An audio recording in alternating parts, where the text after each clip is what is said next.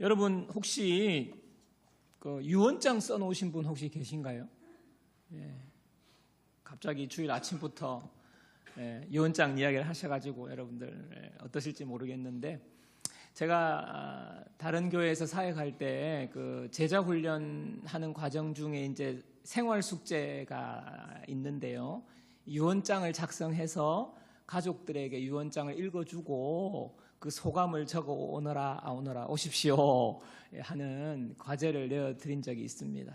그래서 이제 뭐 처음에는 굉장히 당황하죠. 이게 죽을 날이 아직 많이 멀었는데 유언장 쓰라고 그러니까. 근데 막상 유언장을 쓰려고 하니까 무슨 말을 해야 될지 모르겠더라, 이제 이런 분들이 많고요. 또 뭐 유언장을 쓰라고 하니까 주로 이제 미안하다, 뭐 아내에게 미안하다, 뭐 아들한테 미안하다, 뭐 그리고 뭐 사랑한다, 뭐 이러고 좀 이렇게 마무리하면서 뭐 같이 뭐 울기도 하고 너무 좋았다, 뭐 이런 이야기들이 있습니다. 여러분 중에 재산이 굉장히 많으신 분들은 반드시 유언장을 써 놓으시기 바랍니다. 안 그러면 여러분들이 유언장 없이 돌아가시면 자녀들이 서로 싸우고 막 난리가 납니다. 그만큼 이제 유언이 굉장히 중요하다고 할 수 있는데요. 오늘 읽은 말씀은 여러분 보시면 어떠신가요? 여러분 이제 오늘 22절에도 보면 요셉은 무성한 가지 곧 샘 곁에 무성한 가지라. 그리고요 뭐 24절 25절에 보면 복에 대한 이야기가 축복이 한이 없다, 영원한 산과 같이 축복이 영원할 거다, 이런 이야기를 하는 요셉에 대한 지금 야곱의 이야기입니다. 근데 이제 오늘 읽은 49장의 1절에 보면 야곱이 그 아들들을 불러서 이르되 너희는 모이라, 너희가 후일에 당할 일을 내가 너희에게 이르리라. 야곱이 지금 유언을 하는 거예요. 야곱이 아들들에게 12명의 아들들에게 이제 마지막 죽을 날이 가까워오니까 유언을 하는 것입니다. 요셉에게는 지금 무성한 가지라, 가지가 담을 넘었다. 여러분 느낌이 어떠신가요? 무성한 가지예요. 가지가 담을 넘었대요. 내게 복을 주실 것이다. 위로 하늘의 복과 아래로 깊은 샘의 복과 젖먹이는 복과 태의 복이로다. 축복에 관한 언급이 굉장히 많이 나와요. 그러니까 아마 여러분들 이 구절을 자세히 보시면서 아멘 하면서 막 마치 나에게도 이런 복이 임하면 좋겠다 이렇게 생각하시는 분이 계실 거라고 저는 생각합니다. 여러분 우리나라는 우리 일상적으로는 이제 유언이라고 하면 그냥 뭐 주로 뭐 재산에 관한 것을 이렇게 해라, 뭐 기부를 해라, 뭐 이렇게 말하고요. 또 앞에서 서두에서 말씀드렸듯이 그냥 뭐 미안하다, 뭐 사랑한다, 뭐 얘들아 엄마를 뭐 끝까지 잘 보살펴라, 뭐 이 정도로 이야기를 하는 건데, 지금 성경에 나오는 유언은요 축복 기도예요. 축복을, 자녀들에 대한 축복을 해주는, 그러면서 단순하게 너희들 잘 되라, 뭐 좋은 일이 있을 거야, 뭐 잘 살아야 돼, 이런 덕담 수준이 아니고요. 각각의 아들에게 맞춤식으로 어떻게 보면 예언적 성격을 가지고 있는 그런 계시적, 앞으로 어떤 일이 일어날 거다라고 이야기하는 예언적 성격의 유언이라고 할 수 있습니다. 오늘은 이제 요셉을 중심으로 보겠지만 야곱의 첫 아들이 르우벤이거든요. 그래서 여러분 집에 가서 말씀을 보시면요, 르우벤은 굉장히 장자로서, 장남으로서 탁월했다고 말하고 있어요. 뭐 기력이 좋고 능력이 뛰어나고 위풍이 월등하고 권능이 탁월하다. 역시 장자, 첫 아들답게 그런 좋은 것들을 많이 가지고 태어났으나 야곱이 뭐라고 예언하냐 하면 너가 앞으로 탁월하지 못할 것이다. 앞으로의 삶이 그 가지고 있는 것만큼의 그 탁월함을 드러내지는 못할 거다. 왜냐? 너가 서모죠, 서모. 야곱의 첩의 서모와 함께 서모를 범했기 때문이다 라고 이야기를 해요. 그러니까 무슨 말입니까? 그러니까 그 아들의 상황을 잘 관찰하여서 그 아들에게 장점을 이야기하면서도 앞으로 미래에 대한 예언입니다. 그러니까 어떻게 보면 이게 축복이 아닐 수도 있어요. 그렇지만 여러분, 우리가 이런 말씀들은 왜 우리도 그렇잖아요. 부모님이 만약에 돌아가실 때 얘야 너는 욱하는 성격을 좀 줄이면 좋겠다, 이렇게 부탁을 할 수 있잖아요. 너 성격이 불 같은데 그것만 조금 줄이면 좋겠다, 이런 식으로 이렇게 예언적인 이야기를 우리가 교훈으로 잘 받으면 삶이 변화가 되는 것입니다. 그래서 야곱의 유언들은 다 축복이라고 보면 되고요, 예언적이고 계시적이라고 오늘 보시면 되겠습니다. 여러분, 그런데 이제 먼저 살펴볼 것은, 놀라운 것은요, 야곱의 아들들 가운데 완전한 사람이 하나도 없었다는 것입니다. 근데 야곱이요, 미래를 축복하고 있어요. 완전하지 않은데. 르우벤은 앞에서 말씀드렸듯이 음행을 했고요, 시므온과 레미는 굉장히 폭력적인 인생을 살았습니다. 요셉도요, 미성숙한 인생을 살았어요, 처음에는. 근데 하나님께서 그런 사람들을 통해서 야곱이 12아들을 축복하거든요. 그리고 12아들에게서 12지파가 뻗어나간다고요. 그러면서 구원의 놀라운 역사를 이루어 가시는 것입니다. 근데 처음에 야곱도 그랬죠. 그리고 자녀들이 온전하고 성숙하고 완전한 사람이 없다는 거예요. 정말 별 볼 일 없는 사람들이었다는 것입니다. 문제가 많은 사람들이었다는 것입니다. 그렇지만 하나님께서 그분들을 택하셨다는 거예요. 제가 신앙생활을 하고, 저는 어릴 때 모태신앙으로 부모님 손잡고 그냥 교회 갔어요. 우리 친구들처럼 지금 와가지고 지금 교회 억지로 끌려와가지고 이제 다 눈을 감고 자려고 하고 있어요. 그러니까 뭐 억지로 끌려왔지, 부모님 때문에. 근데 제가 지나고 보니까요, 그게 엄청난 축복이더라고요. 하나님이 부모님을 통해서 나를 택해 주신 거예요. 제가 뭐 다른 사람들보다 잘나서 훌륭하고 탁월해서 하나님이 많고 많은 사람 중에 택한 게 아니더라고요. 하나님의 그냥 일방적인 은혜입니다. 어떻게 보면 저는요, 남들에 비해서는 하나님의 택함을 받아서 하나님의 은혜를 받아 누릴 만한 그런 자격이 없는 사람이에요. 성격도 괴팍하고, 얼마나 성격이 까다롭고 예민한지. 하나님 보실 때 뭐 성격이 이상해요. 부끄러운 것이 많은데 하나님이 저를 사랑하신다. 누군가의 사랑을 받는다. 변함없는 하나님으로부터 변함없는 사랑을 받는다. 제가 그런 은혜를 누리고 지금까지 변화되어 온 거예요. 하나님이 구원을 베풀어 주셨고요, 하나님의 자녀가 되게 하셨고요, 하나님의 마음의 평안을 주셨고요. 저는 날마다 환경이 조금 힘들고 뭐 어려워졌을 수는 있지만 저는요, 예수 믿은 게 너무 좋은 거예요. 너무 잘된 거예요. 제 삶이 날마다 좋아지는 거예요. 그게 뭐 경제적으로 나아지고 있다, 그것만을 말하는 것이 아닙니다. 근데 이 모든 은혜를 하나님이 그냥 내가 한 게 없어요. 그냥 하나님 택해 주셨어요. 하나님이 은혜를 주셨어요. 여러분, 야곱이 얼마나 이기적이고 자기중심적인 사람입니까? 우리가 몇 주 지켜봤지만 야곱이요, 태어날 때부터 그냥 지기 싫어하고 모든 걸 내가 다 해야 되고 내가 다 이겨야 되고, 그래가지고 쌍둥이로 뱃속에 있었는데, 엄마 뱃속에 있었는데 나올 때도 내가 먼저 나갈 거야 하고 형 에서의 발꿈치를 잡았잖아요. 그러니까 악착같이 자기만을 위해서 자기중심적이고 이기적이고, 그리고 형도 속이고요, 잔머리 그냥 말로 삭삭삭 얼마나 잘 빠져나가는지 예 해놓고 그냥 뭐 딴짓하고요, 얼마나 요령으로 사는 사람인지 몰라요. 근데 그 인생이 순탄치가 않지 않습니까? 근데 하나님께서 누구를 택해요? 그 사기꾼 같은, 정말 잔머리 굴리고 정말 못된 그 야곱을 하나님이 택하신 거예요. 택하셔서 너에게 내가 축복한다.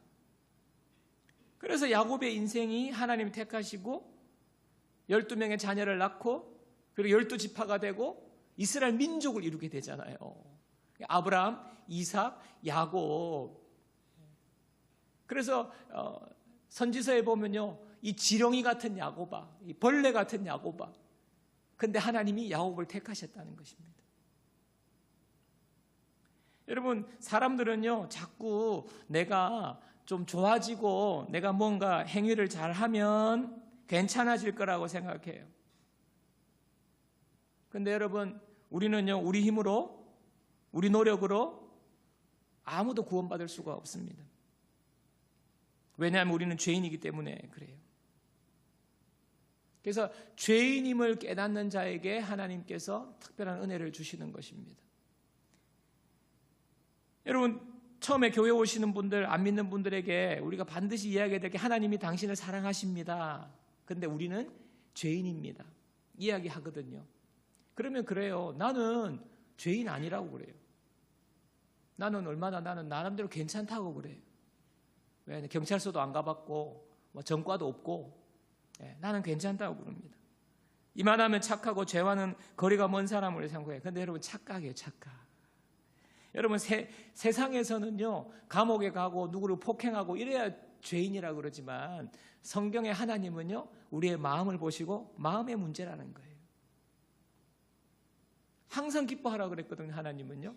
근데 기뻐하지 않잖아요. 마음이 우울하잖아요. 뭔가 기분이 상하잖아요. 그게 죄인 거예요. 죄는 행동 이전에 마음의 문제입니다. 하나님 없이도 내가 살 수 있다라고 생각하고 있는 그 마음의 상태가 바로 죄인 거예요. 내 인생 내가 주인이야. 여러분, 내 인생은요, 내가 주인이 아닙니다. 내가 주인이면 내가 마음대로 할 수 있어야죠. 태어난 날도 내 마음대로 하고 죽는 날도 내 마음대로 하고 내가 다 마음대로 할 수 있어요. 내가 마음대로 내 뜻대로 안 돼요. 그런데 그럼에도 불구하고 내가 하나님이고 내가 주인이라고 생각하고 있는 그 마음의 상태가 바로 죄라는 것입니다. 그래서요, 우리가 죄인이기 때문에 죽는 거예요. 성경에는요, 죄의 결과로 죽음이 왔다고 그래요. 그러니까 죄의 결과, 우리는 이 땅을 살다가 죽는 것입니다. 그리고 죽음 이후에는요, 그것이 끝이 아니라 영원한 형벌을 받게 되어 있는 것입니다. 여러분, 이 세상에 왜 고통과 눈물이 있습니까? 죄 때문에 그래요. 죄 많은 세상에서 우리는 고통과 눈물을 경험하며 사는 것, 이 모든 것이, 모든 사람이 죄인이고 이 세상이 죄 가운데 빠져 있다는 것을 증명하는 것입니다.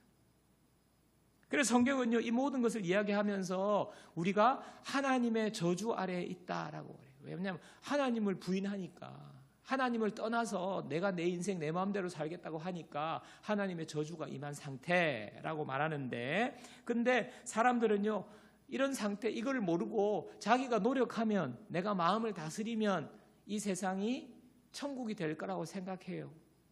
근데 여러분, 그렇지 않습니다. 수행을 하면, 고행을 하면, 마음을 다스리면 구원받을 수 있다고 생각하는데 인간의 노력과 힘으로는 불가능합니다. 그래서 하나님이 우리를 찾아오신 겁니다. 하나님이 야곱을 택하신 거예요. 우리가 잘나서 우리가 구원을 받을 만한 뭔가가 있어서 택하신 것이 아니라 죄인인 우리를 택하신 것처럼 하나님이 야곱을 택하신 것입니다. 그래서 하나님이 특별한 은혜를 주시는데, 오늘 야곱을 통해서 요셉에게 유언한 축복의 내용을 중심으로 살펴보겠습니다. 창세기 49장 22절 보십시오. 요셉은 무성한 가지, 곧 샘 곁에 무성한 가지라. 그 가지가 담을 넘었도다. 요셉에 대해서 뭐라고 말합니까? 가지라고 말해요. 나뭇가지. 여러분, 가지는요, 그 가지만 놓고 보면 아무 쓸모가 없어요. 가지가 똑바로 서 있을 수도 없고요, 열매를 맺을 수가 없습니다. 혼자서 그냥 줄기에서 떨어지면 죽을 수밖에 없는, 말라버리는 아무 쓸데없는 이 존재가 바로 가지이거든요. 근데 하나님은요, 야곱을 통해서 요셉을 가지라고 그래요. 나무가 아니라고 말합니다. 특별히 나무라고도 할 수 있는, 가지라고 말합니다. 그리고 샘 곁에 무성한 가지다. 샘 곁에 가지다. 여러분, 이 샘을 잘 기억하고 계시기 바랍니다. 나중에 뒤에 제가 정리해서 말씀드릴 건데, 샘 곁에 가지라고 말해요. 여러분, 요셉은요, 애굽의 총리까지 지냈어요. 그런데도 불구하고 뭐라고 말합니까? 가지, 타이틀이 총리가 아니에요. 가지예요, 가지. 그 가지가 담을 넘었다 말합니다. 담을 넘었다는 말은 굉장한 영향력을 말하는 것입니다. 그야말로 요셉은요, 애굽의 노예로 팔려간 너무나도 초라하고 보잘것없는 나뭇가지와 같은 인생인데, 이 요셉을 통해서 어떻게 됩니까? 가족이 다 살아나요. 가족이. 나라가 살고요, 세계가 살아납니다. 무슨 말입니까? 그야말로 담을 넘었다는 거 아니에요. 요셉의 가지가 담을 넘었다는 것을 아닙니까? 하나님이 사용하는 위대한 사람이 되었다. 무성한 가지가 담을 넘었다는 것입니다. 요셉이 이렇게 놀라운 축복을 받은 것은 금수저 물고 태어나서 계속 단계를 엘리트 과정을 밟아서 총리가 된 거 아니라 여러분 잘 아시죠? 감옥에 갔습니다. 노예로 팔려갔습니다. 창세기 49장 23절 보십시오. 요셉에 대해서 계속해서 하는 이야기가 활 쏘는 자가 그를 학대하며 적개심을 가지고 그를 쏘았다. 이렇게 말해요. 여러분, 야곱이 요셉이 노예로 팔려가서 어떤 삶을 살았는지 다 보지는 않았지만 뭐 불을 보듯 그래도 총리가 되기까지 얼마나 고생했는지 야곱은 알게 된 거예요. 그러니까 요셉에 대해서 활 쏘는 자가 그를 학대했다. 적개심을 가지고 그를 쏘았다. 학대를 당하고 적개심으로 공격하는 사람들이 요셉에게 많았다는 것입니다. 여러분 그렇지 않습니까? 첫 번째 가족과 형제들로부터 요셉은요 따돌림을 당했어요. 적개심을 가졌어요. 저놈 지가 뭐라고 맨날 꿈을 꿈이야기하고 다니면서 형제들이 그냥 집단 학대를 한 거 아닙니까? 그걸 구덩이 파고 빠뜨린 거 아닙니까? 학대와 적개심. 애굽의 노예로 팔려가서도 마찬가지죠. 뭐 노예의 삶이 뭐 좋은 삶이겠어요. 심지어요 자기가 도와줬어요. 높은 관원, 술 맡은 관원을 도와줬잖아요. 그래서 내가 나가서 너 잘 이야기해가지고 너 특별 사면 받게 해줄게 그랬는데도 그 사람이 까마득하게 잊어버린 거예요. 그냥 뭐 별로 중요하게 안 여긴 거죠. 그냥 의미 있는 존재가 아니었던 것입니다. 잊혀진 것입니다. 이 모든 것이 활 쏘는 자가 요셉을 학대하고 적개심을 가지고 그를 쏘았다 하는 표현이거든요. 여러분 우리가 하나님이 택하시고 하나님을 믿고 믿음 생활하면 이제부터는 모든 게 만사형통이다. 좋은 일만 일어난다. 힘든 일 하나도 없다. 그거 거짓말이에요. 그렇게 설교하는 목사님, 그렇게 설교하는 교회에 있다면요 그것은요 성경을 잘못 알고 있는 거예요. 하나님이 택하신 요셉 학대받고 적개심을 받는 삶이 우리에게 있는 것입니다. 우리도요 나를 향해 활을 쏘는 사람이 많습니다. 화살이 날라와요. 어떤 사람은 말로 너는 왜 그래? 당신 뭐야? 막 말로 쏘아붙여요. 우리에게 적개심을 쏘아붙여요. 여러분 이번 주에도 누군가를 만났는데 그 사람이 여러분 욕하고 여러분에게 막 따지고 여러분에게 막 분노를 쏟아내고 그런 일이 있은 분들이 분명히 있습니다. 또요 비교의식으로 남들은 다 잘하는데 왜 너는 왜 그 모양이냐? 당신은 왜 그러냐? 자녀들 향해서 너는 왜 그러냐? 그 이야기 비교를 듣는 일들이 얼마나 많습니까? 우리 마음에 팍팍팍 화살이 날아드는 것 아닙니까? 배신으로 날아들기도 하고요. 믿었던 사람에게 상처받기도 하고요. 어떤 화살은요 미래에 대한 불안한 마음이 확 들어옵니다. 앞으로 어떻게 살지? 우리는 어떻게 되지? 우리 자녀는 이래가지고 괜찮을까? 지금 이성적으로 괜찮을까? 내 인생은 실패하는 것 아닌가? 온갖 마음을 쏘아붙이는 화살들이 날아든다고요. 여러분 심지어 교회에서도 믿는 사람들에게서도요 여러분 우리는 화살을 맞습니다. 믿는 사람들이 쏘아붙이고요. 믿는 사람들이 실망하게 만들고요. 화살을 쏘는 거예요. 그러면 우리가 어떻게 해야 되겠습니까? 아이고 나 예수 안 믿을란다. 예수 믿으면 잘 되고 복 받고 뭐 그럴 줄 알았는데 여러분 그런 건 없어요.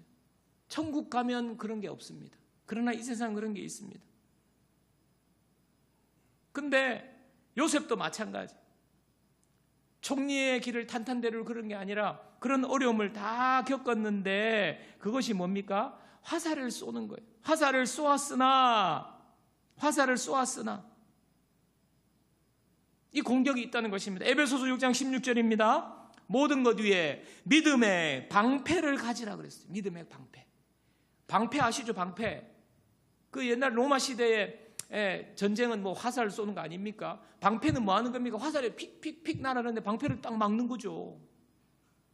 믿음의 방패를 가지고 이로써 능히 악한 자의 모든 불화살을 소멸하고, 화살이 없는 게 아니에요. 화살에 날려들지 않는 게 아니에요. 화살은 반드시 날아오지만 우리는요, 믿음의 방패로 막아야 된다는 것입니다.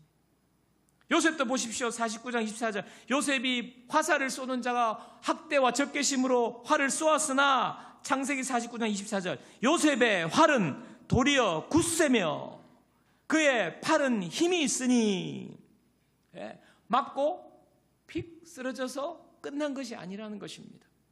더 굳세어졌다는 거예요. 맞서서 싸울 수 있을 정도로 굳세어지고 팔에 힘이 강해졌다는 것입니다. 이유가 뭐예요? 이는 야곱의 전능자 이스라엘의 반석인 목자의 손을 힘입음이라.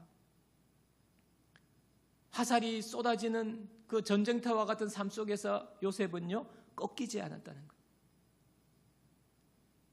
세상에서도 중꺾마, 중요한 것은 꺾이지 않는 마음이다. 근데 여러분, 꺾여요, 안 꺾여요? 여러분 중꺾마 하면 중꺾마가 됩니까? 그게 더 열받는 것 같아요. 중꺾마 하라고. 중꺾마가 안 되죠. 어떻게 중꺾마가 돼요? 내 힘으로. 우리가 꺾이지 않고 넘어지지 않고 더 굳세게 힘이 넘치는 삶이 나오는 이유는 여기서 나오듯이 이는 야곱의 전능자 이스라엘 반석의 목자의 손을 힘입었다. 하나님께서 붙잡아 주셨다는 거거든요.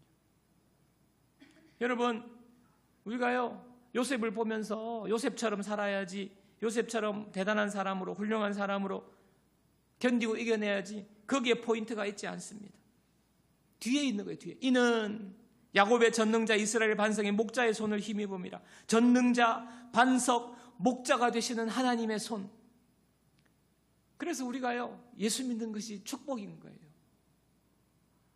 살아계신 하나님을 우리가 아니까, 하나님이 전능하신 하나님이라는 걸 우리가 아니까, 하나님이 나를 위해서 예수 그리스도를 십자가에 죽기까지 내어주셔서 나를 구원해 주셨다, 하나님은 나를 사랑하신다, 하나님의 손이 나와 함께 하신다, 이거 아니까 우리가 중꺾마 안 해도 하나님이 붙들어 주시니까 넘어지지 않는 거죠.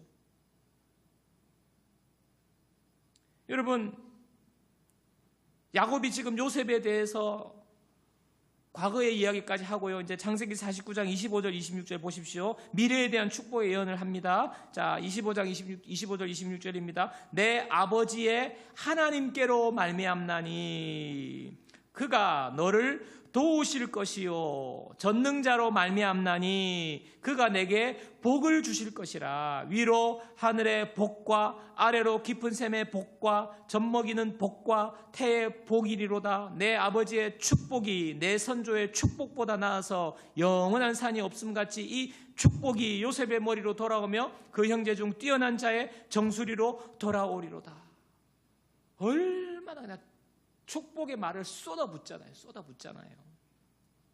복이 넘친다는 거거든요.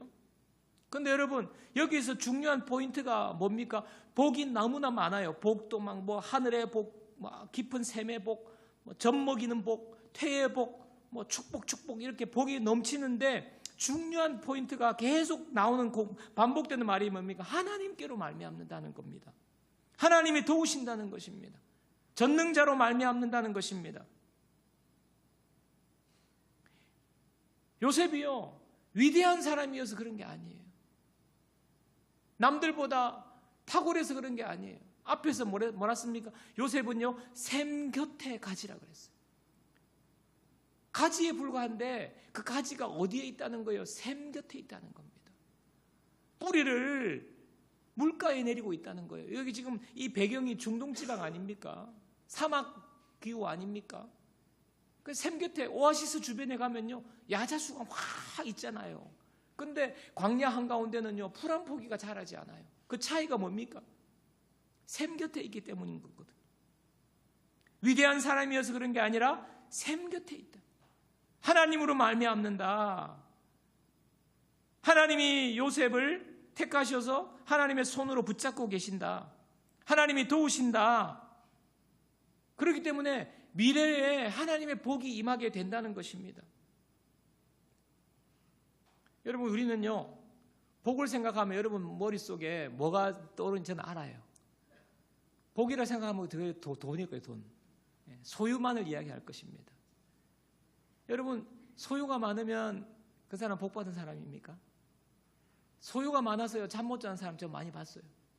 소유가 많아가지고요, 법원 들락날락하는 사람 진짜 많이 봤어요. 소유가 많아가지고요, 밤에 잠을 못 자가지고, 수면제 프로포폴 맞아야 되고요. 소유가 많아가지고요, 그냥 마약, 그 다음에 불륜 많이 봤어요. 여러분, 소유가 적으면 복이 없는 사람입니까? 저 소유가 적어요. 저 누구보다 복이 있다고 저는 여러분에게 말씀드릴 수 있습니다.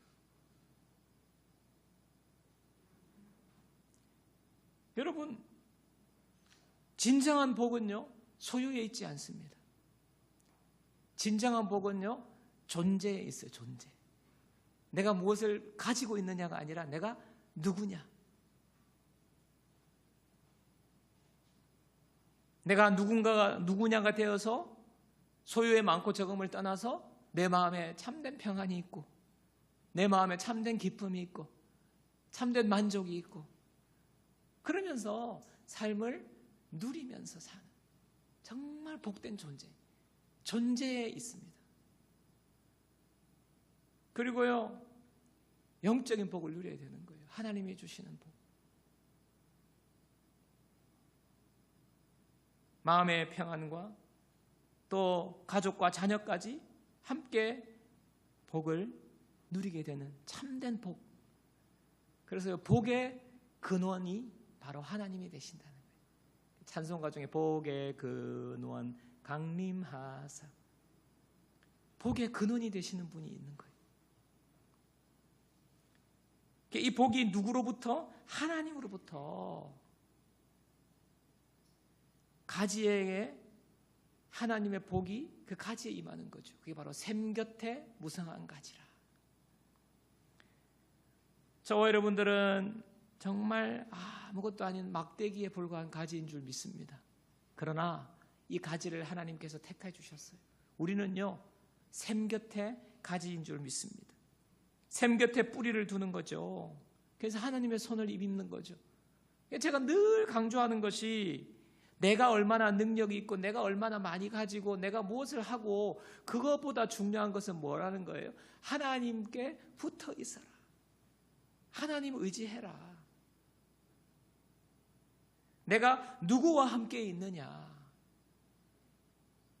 여러분이 능력이 안 되어도, 여러분이 소유가 적어도 여러분이 누구와 함께 있느냐. 샘 곁에 가지. 하나님께 붙어 있고 하나님을 의지하는 삶이 우리의 삶의 축복이 되는 것입니다. 요한복음 15장 5절입니다. 우리 함께 한 목소리 한번 읽어보겠습니다. 다 같이요. 나는 포도나무요, 너희는 가지라. 그가 내 안에, 내가 그 안에 거하면 사람이 열매를 많이 맺나니 나를 떠나서는 너희가 아무것도 할 수 없음이라. 나는 포도나무, 예수님이 말씀하시는 거예요. 나는 포도나무고 너희는 가지라. 여러분, 가지가 나무에서 뚝 떨어져, 가지가 툭 나뭇가지가 이렇게 떨어져 있어요. 이 무슨 열매를 맺겠습니까? 우리가 주님으로부터 떠나 있는 삶이 바로 이 나뭇가지인 거예요, 여러분. 나뭇가지가 지금 여기 떨어져 있어요. 그러니까 혼자서 나뒹굴고 혼자서 열심히 사는데 열매가 없는 거예요. 그가 내 안에, 내가 그 안에 거하면 사람이 열매를 많이 맺나니 나를 떠나서는 너희가 아무것도 할 수 없습니다. 여러분, 예수님 안에서 우리는 열매를 맺게 될 것입니다. 오늘 요셉이 정말 고난을 잘 견디고 이렇게 총리가 되었다. 우리는 요셉을 생각하면, 하나님, 우리 아들도 이름을 요셉으로 지을게요. 하나님, 우리 아들 총리 되게 해주세요. 총리까지는 아니더라도 하여튼 나름대로 총리의 부류에 들어가는 모든 그런 것들을 생각하고, 여러분, 요셉으로 이름 지었잖아요. 지금 우리 교회는 요셉이 없지만. 그러면요, 그 아이가, 얘야, 너는 요셉이야. 그 성경을 보면서 요셉 보니까 막 구덩이에 빠뜨려지고 막 노예로 팔려가고 막 누명 쓰고 감옥에 가고 막. 여러분 그걸 견뎌야 돼. 너 얘야 넌 요셉이야. 그건 견뎌야 돼. 자식에게 여러분 그렇게 말할 수 있습니까? 그거 안 되잖아요. 우리가 도전은 될 수 있으나 그와 같은 존재가 될 수 없어요. 중요한 건 뭐예요? 포인트가 거기에 있지 않아요. 너 열심히 해야 돼. 참아야 돼. 하나님 축복할 그게 아니에요. 중요한 것은요, 샘 곁에 가지. 주님을 떠나지 않는 것. 내가 가지에 불과함을 자각하는 거, 자각하는 거. 여러분은 자꾸요, 가지인데 혼자서 열매 맺으려고 그러잖아요. 예배 오십시오. 예배 빠지면 안 됩니다. 주일 예배 빠지면 안 됩니다. 수요예배도 있으니까 기도해 오시라고. 그런데 자꾸 여러분은요, 자꾸 떨어져 가지고 막 수요일날 돌아다녀. 수요일날 막 가지가 막 돌아다녀. 그렇게 해서 열매 많이 맺으셨습니까? 열매가 안 맺혀요. 하나님의 말씀은 진리입니다. 그래서 중요한 거, 제가 이제 중요하게 강조하고자 하는 게 뭐냐? 우선순위가 하나님과 동행하는 거, 하나님께 뿌리를 내려야 되는 거예요. 꾸준히 예배드리고 기도하고 성령님과 동행하고. 근데 여러분 그것조차도 잘 안 되죠. 솔직히 목사님 저 진짜 뭐 수요 예배도 오고 뭐 주일 예배도 안 빠지고 이렇게 하고 싶은데 기도도 열심히 하고 잘 안 되죠. 예, 그래, 우리 잘 안 돼요. 잘 안 돼요. 하면 할수록 잘 안 돼요. 의지적으로 그게 잘 안 됩니다. 근데 중요한 거, 우리가 알아야 될 중요한 게 있어요. 여러분, 요셉을 통하여서 이스라엘 민족이 이루어지고 이스라엘 민족을 통하여서 누가 오시느냐? 예수 그리스도가 오셨어요. 여러분요, 예수님은, 요셉은요, 예수님의 모형이에요. 요셉이 고난을 다 받은 결과가 무엇입니까? 애굽의 총리가 되어가지고 자기 가족들 다 살린 거예요. 요셉이 고난받지 않았으면 총리가 될 수 없었고 자기 가족 다 살릴 수 없었어요. 자, 예수님이 이 땅에 오셔서 요셉보다 더한 고난을 다 받으셨어요. 우리가 당할 모든 고난을 다 당하셨어요. 그리고 죽으셨어요. 그 예수님의 십자가의 죽음 때문에 우리가 다 구원받았습니다. 여러분, 어떻게 보면요, 요셉은요, 이스라엘 민족이에요. 우리와는 상관이 없어요. 여러분, 여기서 이스라엘 민족은 지금 국가로서 이스라엘을 말하는 게 아닙니다. 지금 성경에서 말하는 이스라엘은 이제 민족을 넘어서서 예수 그리스도를 통하여서 영적인 이스라엘이 된 거예요. 예수님 안에서 우리는요, 하나님의 나라의 백성이 된 것입니다. 이 축복이요, 예수님을 통하여서 다 이루어진 거예요. 예수님이 모든 저와 여러분들이 당할 고난, 저와 여러분들이 당할 어려움, 저와 여러분들이 겪는 모든 힘든 모든 삶의 여정을 주님께서 다 홀로 감당하시고 십자가의 죽으심으로 말미암아 우리를 다 살린 거예요. 그래서 예수님은 진정한 요셉이 되시는 것입니다.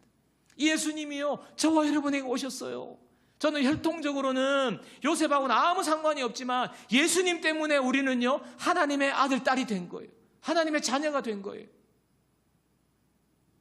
예수님을 위해서 우리는 구원받았고 예수님 안에서 우리는 이미 요셉의 축복이 우리의 축복이 된 줄 믿습니다. 갈라디아 3장 9절 마지막으로 말씀 보겠습니다. 그러므로 믿음으로 말미암는 자는 믿음이 있는 아브라함과 함께 복을 받느니라. 아브라함과 함께 우리가 복을 받는다는 거예요. 왜냐하면 믿음 때문에. 아브라함과 아무 상관이 없어요. 아브라함이 우리 할아버지도 아니고 우리 조상도 아니고. 그러나 아브라함, 이삭, 야곱, 요셉 12지파를 통해서 예수님이 오심으로 말미암아 우리는요, 예수님 때문에 하나님의 가족이 된 거잖아요. 하나님의 족속이 된 거예요. 그래서 아브라함과 함께 우리가 믿음으로 복을 받듯이 예수님과 함께 예수님 안에서 복을 누리는 것입니다. 여러분, 말씀을 정리하면서 제가 다시 한번 강조합니다. 여러분, 우리는요, 하나님 때문에 구원받았을 뿐만 아니라 하나님 때문에 이미 복된 인생으로 바뀐 줄 믿습니다. 그런데 내가 열심히 노력해서 되는 게 아니에요.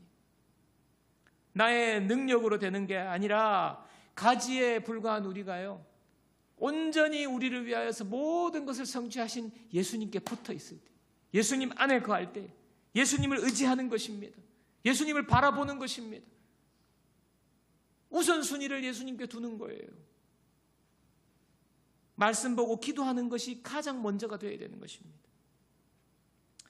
벼랑 끝에 손이라는 이야기가 있습니다. 영어로 하면 The grip of grace, 은혜의 그립, 딱 잡는다는 말이죠. 벼랑 끝에 손이라는 이야기가 있는데, 미국에 유명한 등반가가 있었는데 어린 아들과 함께 가파른 암벽을 오르고 있었다고 합니다. 그런데 갑자기 바람이 휙 불면서 발판이 좀 미끄러지고 무너져서 아들이 이렇게 벼랑으로 슥 밀려 내려가는 순간에 그 등반가가 아들을 잡은 거예요. 손을 뻗어서 아들을 잡은 것입니다. 대롱대롱 매달린 아들이 공포에 질려가지고 아빠 내 손에 지금 힘이 자꾸 풀려. 아빠 너무 무서워. 이렇게 소리 지르고 있었어요. 힘이 빠져서 더 이상 제가 아빠 손을 잡고 있을 수가 없어요. 떨어질 것 같아요. 그때 아버지가 아들을 바라보면서 굉장히 단호하고 확신에 찬 목소리로, 괜찮아.